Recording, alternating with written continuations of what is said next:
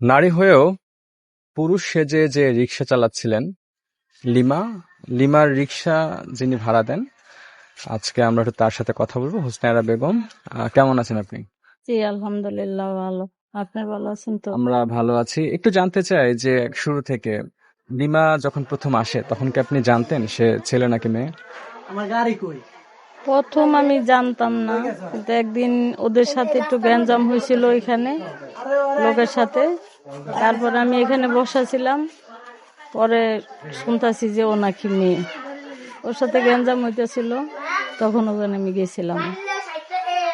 যাই হোক, কিছু করতে পারি না অবশ্য, কারণ এখানে অনেক লোকজন ওই দিনকেই প্রথম মরে আমি দেখি বা চিনি।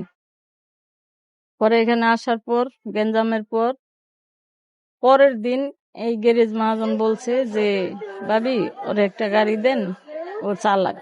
আমি কই থাকে? ওই সামনের বাড়িতে। আমি কই তোর তো কেউ আছে কি? কয় না।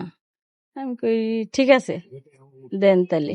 দিলাম দিলাম গাড়িটা চালাইতেছে, খাইতেছে, এই পর্যন্তই। আমি বলছি যে ও এত অসহায়, আমিও অসহায়।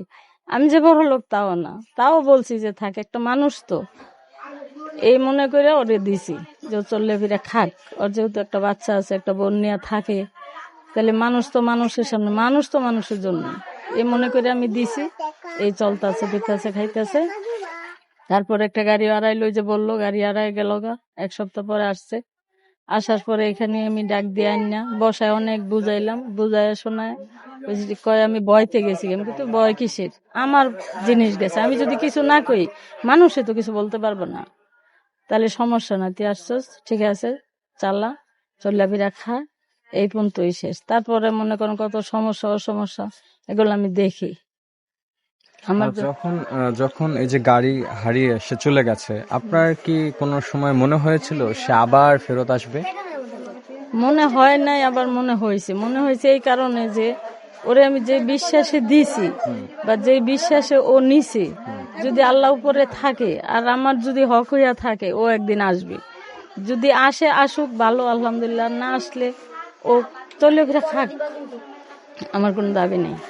আর যদি আসে তাহলে দাবি আছে, এই পর্যন্তই শেষ আর কি। এটাই মনে করি আমি বিশ্বাস করে দিছি আর কি। বিশ্বাস বলতে কি, যে একটা মানুষ, ও অসহায়, আমিও অসহায়। তার মধ্যেও যে ও যদি আমার দিয়া করে খাইতে পারে, ভালো। ওর একটা বাচ্চা আছে, আমিও তো একটা মা, আমারও তো সন্তান আছে। আমার সন্তান নিয়ে যে আমি একা একা করে খাইতেছি, তাহলে আমিও তো পারতাম যে আমার সন্তান ফালায় রেখে আমি আরেক জায়গায় যাই। কই, আমি তো যাইনি। আমি যেরকম কষ্টে আছি, এরকম ওর কষ্টটাও আমি ওরকম চিন্তা করছি, চিন্তা করেই মনে করেন ওরে দিছি। এই পর্যন্ত আছে, এই পর্যন্ত। আপনি কি মেয়ে হিসেবে লিমাকে ভালোবাসেন? হ্যাঁ, আমার মেয়ের মতো করে আমি ভালোবাসি, যে আমার একটা মেয়ে আছে, আরেকটা মেয়ে ও, এই মনে করেই আমি ওরে দিছি বা এবং ভালোবাসি। অসুস্থ হলে ঘর থেকে আমি ডাক্তার নিই, বললাম তো, ডাক্তার নিয়ে কিছুদিন আগে ডাক্তার নিয়ে ডাক্তারের কাছে নিয়ে ওষুধ পানি মানে খাবারের যা লাগে কিনা টিনা দিছি, বাসায় যাই।